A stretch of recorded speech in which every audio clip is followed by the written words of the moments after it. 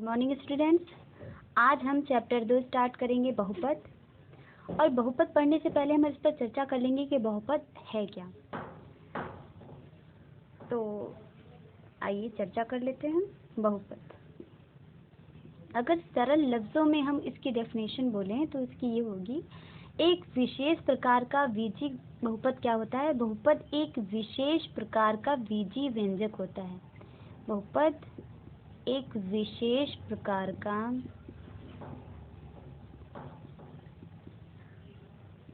बीजीय व्यंजक होता है जिसकी घात पूर्ण संख्या होती है। जिसकी घात पूर्ण संख्या होती है। ये सिंपल लफ्ज़ों में इसकी डेफिनेशन है। अब आपको पता है बीजी व्यंजक क्या होता है, पिछली क्लासेस में आपने पढ़ रखा। अगर नहीं पढ़ा है तो हम यहाँ पे चर्चा कर लेते हैं इसके बारे में। बीजी व्यंजक बनता है चर और अचर से। किससे बनता है? चर और अचर से। तो पहले चर आपको पता होने चाहिए। चर क्या होता है? जो x बीजी व्यंजकों में चर x y z होते हैं। वैसे तो आपके चर a to z होते हैं, लेकिन जहाँ पे हम बहुपद की बात करते हैं तो बहुपद में चर x y z इसी से ही डिनोट करते हैं। और अचर क्या होता है? कोई भी डिजिट वो अचर होती हैं आपकी, चाहे वो 2 हो, 3 हो, √2 हो, √3 हो। ये क्या संख्याएं कहलाती हैं? अचर कहलाती हैं। अब इन दोनों से जो बनता है वही क्या होता है? बीजी व्यंजक। यानी कि अगर कहा जाए तो बीजी व्यंजक चर और अचर की क्या होती है? गुणा होती है। जैसे इसको अचर और गुणे चर लिख दीजिए। अचर और चर की क्या होती है? गुणा। अचर में जैसे मान लीजिए आप कोई भी डिजिट ले लिए 2 और चर में आपने ले लिया x, तो ये क्या हो गया? आपका बीजी व्यंजक हो गया। अब हम बात करते हैं पूर्ण संख्या की, कि पूर्ण संख्या क्या होती है। पूर्ण संख्या की डेफिनेशन तो हम चैप्टर 1 में ही आपको बता चुके हैं कि पूर्ण संख्या डिनोटेड होल नंबर यानी कि W और किससे स्टार्ट होती है? 0 1 2 3। यानी कि आपका कोई भी ऐसा ऐसा चर जिसकी घात एक पूर्ण संख्या हो, वो क्या कहलाता है? बीजी बहुपद कहलाता है। तो यहाँ पे देख लीजिए आप, अगर मान लीजिए आप एग्जांपल लेते हैं 2x + 1, तो यहाँ पे x की पावर कितनी है? कुछ नहीं। तो कुछ नहीं का मतलब होता है 1। जिस पर कोई पावर नहीं होती उसकी 1 होती है। तो 1 क्या है? एक पूर्ण संख्या है कि नहीं? और यहाँ पे अगर पूछ ले कि 1 में चर की घात कितनी है, तो आप कहेंगे 1 में चर है नहीं। तो 1 में चर है, छिपा रहता है x, और उसकी घात कितनी है? यहाँ पे 0। और किसी भी घात का अगर 0 किसी की भी संख्या पर या वेरिएबल पर 0 घात लगी है तो उसकी वैल्यू कितनी होती है? 1। इसलिए यहाँ पे x के बराबर 0 नहीं लिखा जाता है, सिर्फ जो डिजिट है वो लिख दिया जाता है। बहुपद हमने डिस्कस कर लिया, चर अचर डिस्कस कर लिया है। अब हम आ जाते हैं गुणांक पर, कि गुणांक क्या होता है। गुणांक को इंग्लिश में कहते हैं कोएफिशिएंट, और बहुपद को कहते हैं पॉलिनोमियल्स। तो जैसे मान लीजिए लिखा है 2x और हम इसमें पूछते हैं कि x का गुणांक क्या है, तो उसका मतलब होता है जो आगे उसके लिखी हुई डिजिट है वही उसका क्या होता है? गुणांक। तो यहाँ पे 2 क्या हो गया? गुणांक हो गया। अगर कहीं लिखा है √3y + 1, तो y का इसमें गुणांक क्या है? तो जो उसके आगे की संख्या है, जिसका भी गुणांक पूछे उसको छिपा लीजिए, उसी पद में उसको छिपा लीजिए, और जो बचा वो क्या हो गया? उसका गुणांक। अगर यहाँ पे पूछा है कि इसमें y का गुणांक बताइए, तो आपने y को छिपा लिया, लेकिन इसी पद की बात कर रहे हैं, आप +1 पे नहीं जाएंगे। तो इस पद में क्या बचा? √3 बचा, तो √3 क्या हो गया? इसका गुणांक हो गया। इसी तरीके से अब आ जाइए आप बहुपद के प्रकार, टाइप्स ऑफ पॉलिनोमियल्स। ये 2 प्रकार के होते हैं एक तरफ से। पहला, पदों की संख्या के आधार पर। पदों की संख्या के आधार पर। पदों की संख्या के आधार पर इसमें आता है फर्स्ट, एक पदी नाम से स्पष्ट है, जिसमें एक पद हो वो एक पदी कहलाता है, और इसे इंग्लिश में कहते हैं मोनोमियल। दूसरा है द्विपदी, इसे कहते हैं बाइनोमियल, और नाम से ही स्पष्ट है, द्विपदी मतलब जिसमें दो पद हों वो द्विपदी कहलाता है। और तीसरा है त्रिपदी, जिसमें तीन पद हों उसे त्रिपदी कहते हैं। इसको इंग्लिश में कहते हैं ट्राइनोमियल। एक एग्जांपल ले लेते हैं एक पदी का, जैसे हो गया आपका 2x, ओनली वन पद है, इसमें एक पद है, तो यहाँ पे ये क्या हो गया, एक पदी। बाइनोमियल का ले लेते हैं 7x² - 3, तो ये इसमें कितने पद हैं आपके, 1 2 प्लस माइनस ही पदों का विभाजन करते हैं कि उसमें कितने पद हैं। इसमें एक भी प्लस माइनस नहीं है, प्लस माइनस से दूसरा कोई पद अटैच नहीं है, इसलिए ये 1 एक पद है। और इसमें कितने पद हैं, एक माइनस है, इसका मतलब इसमें दो पद हैं। अगर मान लीजिए हम तीसरा ले लेते हैं 3x³ + 2x - 8, तो इसमें कितने पद हैं, 1 2 3, तो ये आपका हो गया एक पद का उदाहरण, ये आपका हो गया दो पद का उदाहरण, और ये आपका हो गया तीन पद का उदाहरण। इंग्लिश में इसलिए बताया क्योंकि आगे क्लासेस में आपको ये इंग्लिश में मिलने वाले हैं। और अब बात कर लेते हैं नंबर दूसरा, घात के आधार पर। घात के आधार पर इसके कितने प्रकार होते हैं, आधार पर। इसका पहला जो प्रकार होता है ये है आपका पदों की संख्या के आधार पर, और ये घात के आधार पर। पहला होता है रैखिक, दूसरा द्विघात, आप नाम से ही समझ जाएंगे, और तीसरा त्रिघात। रैखिक मतलब होता है जिसमें एक घात हो, इसे इंग्लिश में कहते हैं लीनियर, लीनियर पॉलिनोमियल, पॉलिनोमियल, नोमियल समय आप लगा लेंगे। और द्विघात मतलब क्वाड्रेटिक, क्वाड्रेटिक पॉलिनोमियल। त्रिघात मतलब क्यूबिक पॉलिनोमियल। ये हो गए आपके तीन पॉलिनोमियल्स के दो टाइप्स के प्रकार। एक हो गया पदों की संख्या के आधार पर, एक पदी, द्विपदी, त्रिपदी। दूसरा हो गया घात के आधार पर, रैखिक, द्विघात, त्रिघात। रैखिक मतलब जिसमें एक घात हो, जैसे मान लीजिए हमने ले लिया 3x, या x ना लेके चलिए y ले लेते हैं, क्योंकि हमने बताया है कि बहुपद जो है सिर्फ 3 वेरिएबल में ही शो किए जाते हैं, x y z। तो 3y, तो यहाँ पे आपका क्या हो गया, 3y में y की कितनी पावर है, 1, तो ये आपका हो गया रैखिक। और दूसरा है द्विघात, 2x² + 1, यहाँ पे x की पावर कितनी है, 2, तो ये आपका क्या हो गया, द्विघात। और तीसरी घात हो गई इसकी 4x³ + 2x + 1, तो ये आपका क्या हो गया, तीन घात। ठीक है। अब पूछा जाता है कभी कभी, ये आप समझ के होंगे, अब पूछा जाता है कि बहुपद की घातांक बताइए। घातांक मतलब डिग्री ऑफ पॉलिनोमियल पूछा जाता है, डिग्री ऑफ पॉलिनोमियल मतलब घातांक। हिंदी में कहेंगे सिर्फ घातांक और इंग्लिश में कहेंगे डिग्री ऑफ पॉलिनोमियल।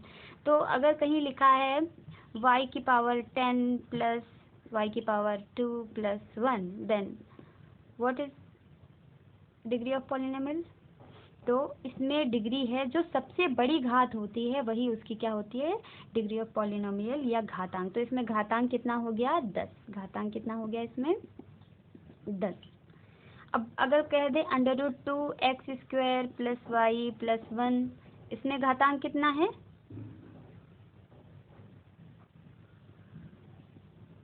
सॉरी, एक यहाँ पे हम बात कर रहे हैं एक चर में बहुपद की, तो यहाँ पे x लेंगे। इसमें घातांक कितना है, 2। घातांक इसमें कितना है, 2। तो आप घातांक से परिचित हो गए। अब जरा एक वापस आ जाते हैं कि कौन कौन बहुपद है या नहीं। तो एक एग्जांपल ले लेते हैं 2x² + 4, क्या ये बहुपद है। आपको सिर्फ फोकस करना है जो वेरिएबल्स की घात है उस पर। तो यहाँ पे घात कितनी है इसकी, 2, जो कि क्या है, जो कि एक पूर्ण संख्या है, तो ये क्या हो जाएगा, बहुपद है।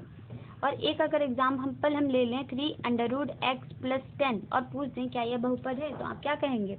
हम यहाँ पे जो वेरिएबल है उसकी पावर देखते हैं, यहाँ पे लगा है अंडर रूट, और अंडर रूट मीन्स होता है आधी पावर, और आधा जो नंबर होता है वो पूर्ण संख्या नहीं है। यहाँ पे ये पूर्ण संख्या है पर यहाँ पे ये पूर्ण संख्या नहीं है, इसलिए ये क्या हो जाएगा? बहुपद नहीं है। अगला हम ले लेते हैं √3y³ + y² + 3। यहाँ पर जो है हमारा वो हम सिर्फ वेरिएबल्स पर ध्यान देते हैं, चरों पर ध्यान देते हैं, तो चर हमारे यहाँ पे y ना कि संख्या। अगर संख्या पे अंडर रूट लगा है तो इसका मतलब ये नहीं कि वो बहुपद नहीं है। आप चर को देखेंगे, चर हमारा है y3, y2 और इनकी घातें क्या है? एक पूर्ण संख्या है, अतः ये क्या है? एक बहुपद है। तो ऊपर वाला पहला और ये तीसरा बहुपद है, और बीच वाला बहुपद इसलिए नहीं है क्योंकि यहाँ पे इसकी घात पूर्ण संख्या नहीं है। अब बात करते हैं, क्या कोई संख्या भी एक बहुपद हो सकती है? मान लीजिए 3 लिखा है और आपसे कोई पूछ दे क्या यह बहुपद है, तो आप कहेंगे ऑफ कोर्स, क्योंकि इसमें आप कोई भी वेरिएबल ले सकते हैं और उसकी पावर आप 0 शो कर दें तो यह एक क्या हो जाएगा? बहुपद। तो कोई भी संख्या एक बहुपद होती है और उसे क्या कहा जाता है? अचर बहुपद। अचर बहुपद, और इसे इंग्लिश में कहते हैं कांस्टेंट पॉलिनोमियल। तो आप लिखेंगे। फिर इसके बाद अगर पूछ दे क्या 0 भी एक बहुपद है, तो जी हाँ, 0 भी एक बहुपद है और इसे शून्य बहुपद कहते हैं। शून्य बहुपद, इसके बारे में विस्तार से आप अगली कक्षाओं में पढ़ेंगे। और अब आपको बताते हैं कि हमारी इस एक्सरसाइज में एक चर में बहुपद पे ही चर्चा की गई है। तो मान लीजिए एक चर में बहुपद, हम एक एग्जांपल ले लेते हैं 3x² + 6x + 1। ये आपका क्या है?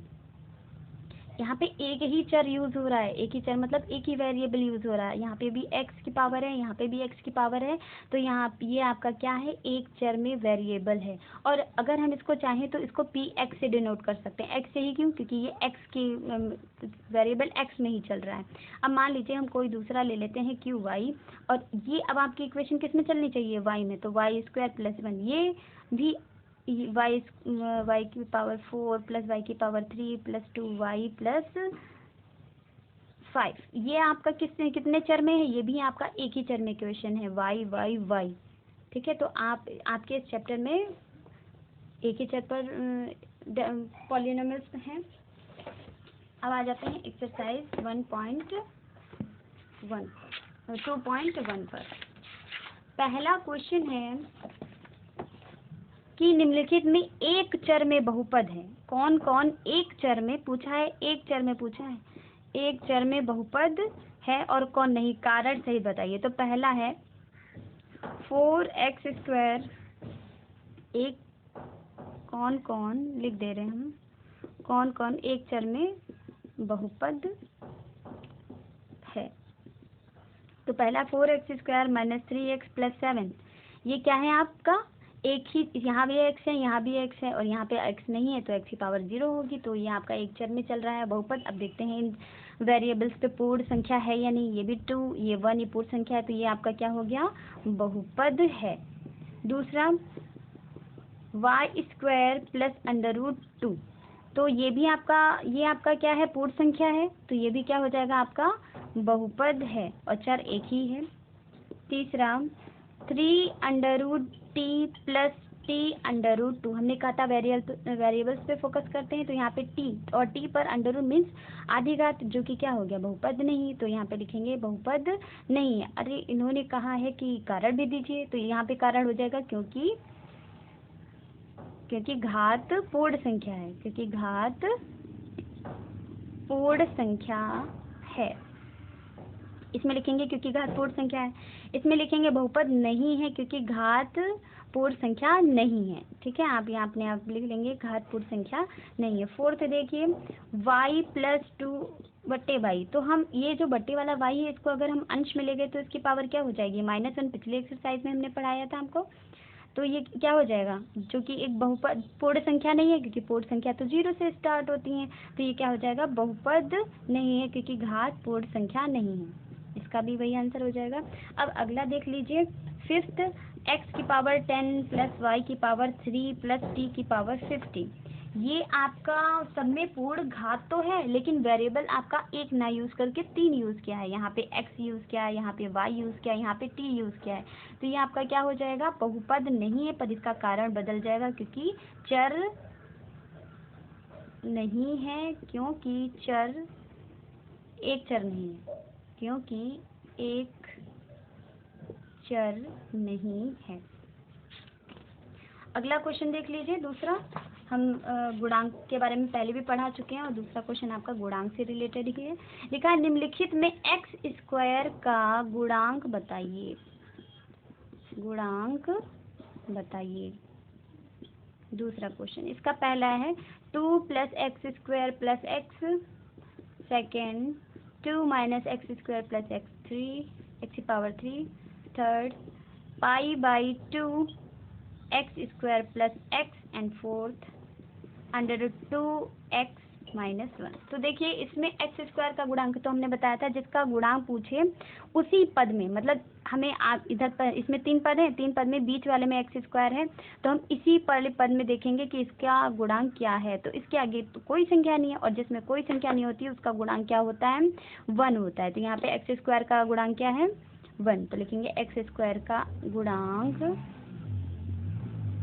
1। दूसरे वाले में देख लीजिए, तो इसमें एक्स स्क्वायर, लेकिन चिन्ह यहाँ पे क्या है, माइनस, तो माइनस वाले को भूलेंगे नहीं, माइनस वाले के साथ ही लिखेंगे। तो एक्स स्क्वायर का गुणांक क्या लिखेंगे, का गुणांक -1। तीसरा देख लीजिए, यहाँ पे एक्स स्क्वायर का गुणांक क्या है, पाई बाई 2। एक्स स्क्वायर का गुणांक यहाँ पे हिंदी पूरी लिखेंगे, पाई बटे 2। और तीसरे में तो हम कहीं देख रहे हैं एक्स स्क्वायर है ही नहीं, तो क्या करते हैं, जिसमें वेरिएबल नहीं होता है उसमें वेरिएबल अपने आप से लगा लिया जाता है, लेकिन उसका गुणांक कितना लिखा जाता है, 0, क्योंकि हम जानते हैं 0 से किसी की भी मल्टीप्लाई कर तो 0 ही होता है। तो यहाँ पे एक्स स्क्वायर का गुणांक क्या हो जाएगा, 0। दूसरा क्वेश्चन आपका कंप्लीट हो गया है। तीसरा क्वेश्चन देखिए, लिखा है 35 घात के द्विपद, 35 घात के द्विपद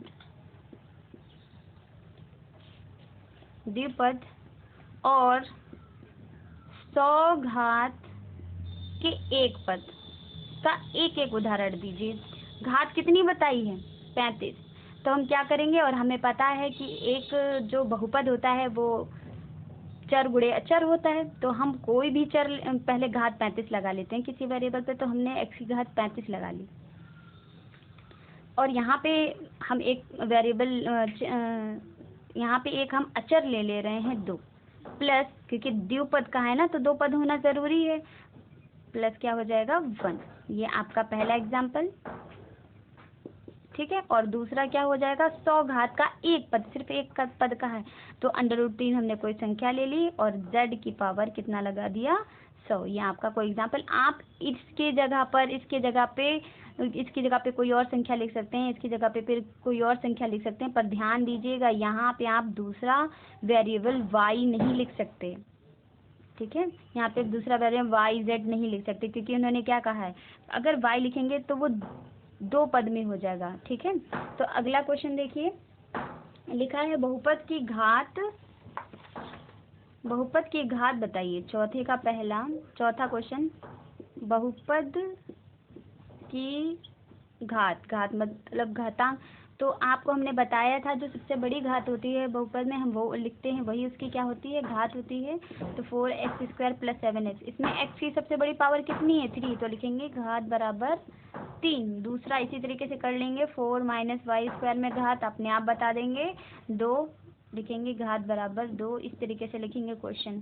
थर्ड 5t माइनस √7, t पर कितनी घात है, कोई घात नहीं, लेकिन जिस पर कोई घात नहीं होती उस पर 1 होता है। और फोर्थ है आपका 3। अब 3 में तो कोई वेरिएबल है नहीं, तो इसमें आपका घात कितना हो जाएगा, जिसमें कोई वेरिएबल नहीं होता उसकी घात 0 होती है, तो 0। तो आपका ये चौथा क्वेश्चन भी कंप्लीट हो गया है। अब आप पांचवा क्वेश्चन देखिए, लिखा है कौन कौन रैखिक है, कौन द्विघाती है, कौन त्रिघाती है, बताइए कौन बहुपद रैखिक है, द्विघाती तथा त्रिघाती।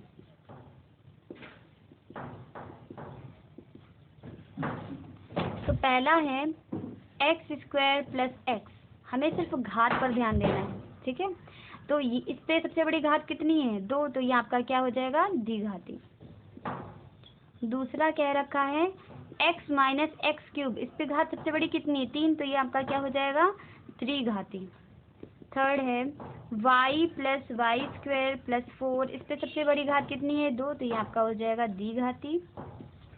फिर फोर्थ देखिए 1 प्लस x, इस पे सबसे बड़ी पावर कितनी? 1, और एक जिसकी भी पावर, जिस पर एक पावर होती है उसको रैखिक बोलते हैं, रैखिक बहुपद। इनके आगे बहुपद लगा देंगे, ना भी लगाए तो भी चलेगा।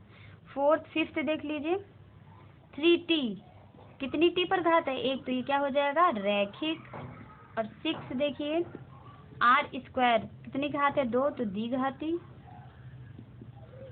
और 7th देखिए 7x की घात 3, कितनी घात है? 3, तो हो जाएगा त्रिघाती। आपकी एक्सरसाइज यहीं पे कंप्लीट हुई। अगली एक्सरसाइज नेक्स्ट वीडियो में।